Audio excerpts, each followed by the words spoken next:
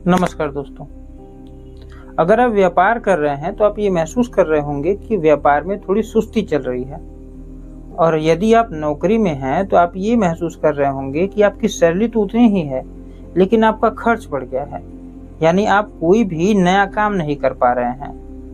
दुनिया में जब भी इस तरह की स्थिति होती है तो उसे रिसेशन या आर्थिक मंदी कहते हैं।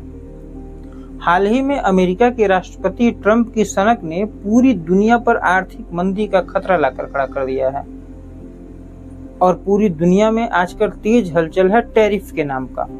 हम आज समझेंगे कि ये टैरिफ होता क्या है। अगर इसे एक एग्जाम्पल से समझें तो मान लीजिए लखनऊ और दिल्ली दो जगहों पर कार की मैन्युफैक्चरिंग होती है, और दोनों जगहों के कार की कीमत लगभग 10 लाख रुपए है।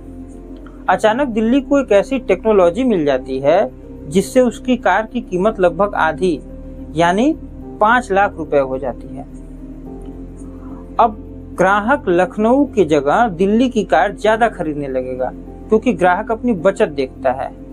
ऐसे में लखनऊ अपनी कार इंडस्ट्री बचाने के लिए दिल्ली के ऊपर 100% का अतिरिक्त टैक्स लगाता है, और इस तरह दिल्ली के कार की कीमत भी 10 लाख रुपए हो जाती है। तो दिल्ली के ऊपर ये जो 100% का यानी 5 लाख रुपए का टैक्स लगाया गया, उसे ही हम टैरिफ कहते हैं। टैरिफ कई कारणों से लगाया जाता है। कई बार सरकार की इनकम बचाने के लिए, नौकरियों को बढ़ाने के लिए, तो कई बार इसका इस्तेमाल पॉलिटिकल टूल के रूप में इस्तेमाल किया जाता है। कहानी शुरू होती है 20 जनवरी 2025 को, जब डोनाल्ड ट्रंप दूसरी बार अमेरिका के राष्ट्रपति चुने जाते हैं। And defend the Constitution of the United States. So help me God. Congratulations, Mr. President. अप्रैल के महीने में व्हाइट हाउस में वो एक बड़ा सा चार्ट पेपर लेके आते हैं, जिसमें लगभग 50 देशों पर टैरिफ लगाने की घोषणा की जाती है।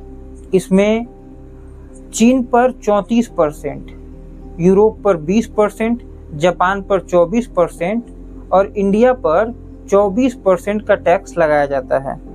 इन्हीं सब के बीच जब ट्रंप ने चीन पर 34% का टैरिफ लगाया, तो बदले में चीन ने भी अमेरिका पर 34% का टैरिफ लगाया। इन दोनों देशों के बीच में विवाद इतना बढ़ा कि दोनों देशों में आज लगभग 245% का टैरिफ है। यानी चीन के किसी 100 रुपए के सामान को खरीदने के लिए अमेरिका के नागरिक को 345 रुपए देने पड़ेंगे।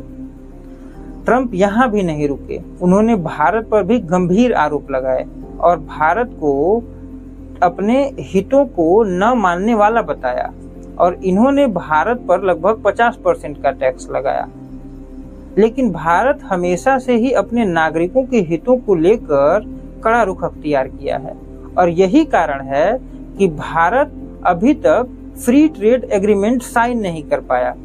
हालांकि यूरोपियन देशों के द्वारा भारत के किसानों को दी जाने वाली सब्सिडी का खूब विरोध किया जाता है, लेकिन भारत अपने किसानों के लिए हमेशा अड़ा रहा।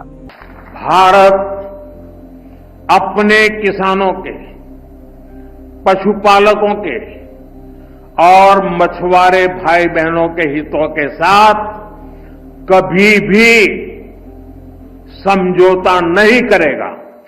इतना ही नहीं, ट्रंप को भारत का रूस से तेल खरीदना भी नागवार गुजरता है। ट्रंप को लगता है कि अगर भारत रूस से तेल खरीदेगा तो वो अमेरिकी हितों को पूरा नहीं करेगा, और इसलिए ट्रंप ने भारत पर 50% तक का टैरिफ लगाया है। पश्चिम के देशों का कई बार ये भी आरोप रहा है कि भारत दुनिया में कार्बन उत्सर्जन के मामले में बहुत आगे रहा है, लेकिन अगर हम धरातल पर सच्चाई और डेटा को देखें तो यूरोपियन देशों के पर व्यक्ति कार्बन उत्सर्जन के मामले में भारत का कार्बन उत्सर्जन बहुत ही कम है। अमेरिका द्वारा भारत पर लगाए गए टैरिफ में अमेरिका का दोहरापन साफ देखा जा सकता है।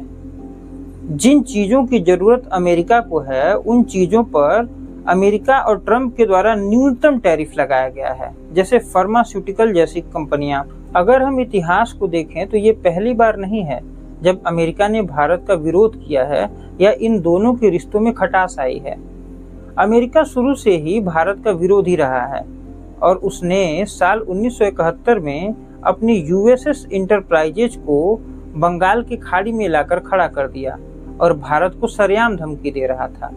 उस कड़े सिचुएशन में रूस ने हमारा साथ दिया और अपने सबमरीन से अमेरिका के एयरक्राफ्ट यूएसएस एंटरप्राइजेस को चारों तरफ से घेर लिया।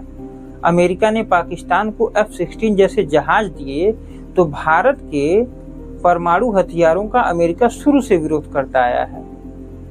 1971 के घटना के 50 साल पूरा हो जाने पर अचला मौलिक ने अपनी किताब the treaty of peace and agreement cooperation में इसे विस्तार से समझाया है। बहरहाल अब ये देखना होगा कि अमेरिका के लगाए हुए इस 50% टैरिफ से भारत को कितना फायदा और कितना नुकसान होने वाला है। चूंकि अमेरिका भारत का सबसे बड़ा व्यापारिक साझेदार है, इसलिए भारत का घाटा होना लाजमी है।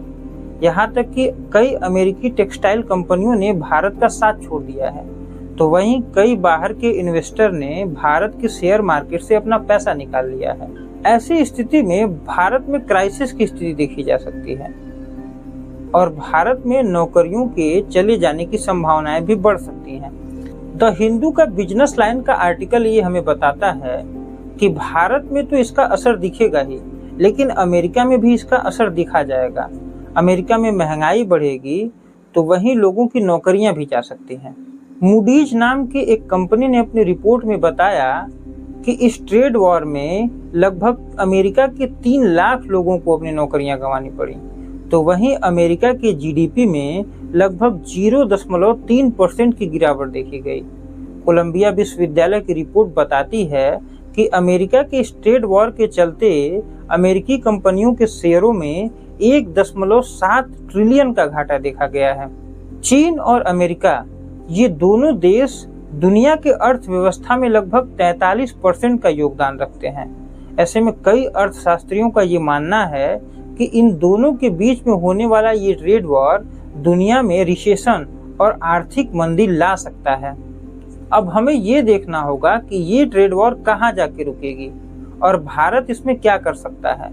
अगर हम बात करें भारत के कूटनीतिक चालों की, तो भारत इस समय यूके में अपने प्रोडक्ट्स को उतार कर फ्री ट्रेड एग्रीमेंट जैसे मुद्दों को आगे बढ़ा सकता है।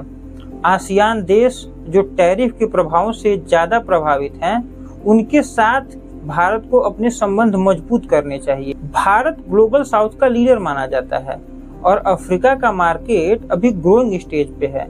ऐसे में भारत को अफ्रीका के मार्केट में इन्वेस्ट करना चाहिए और अपने प्रोडक्ट्स को अफ्रीका के मार्केट में उतारना चाहिए। ब्रिक्स देशों के साथ भी मिलकर भारत को अमेरिका के खिलाफ पॉलिसी बनाना चाहिए।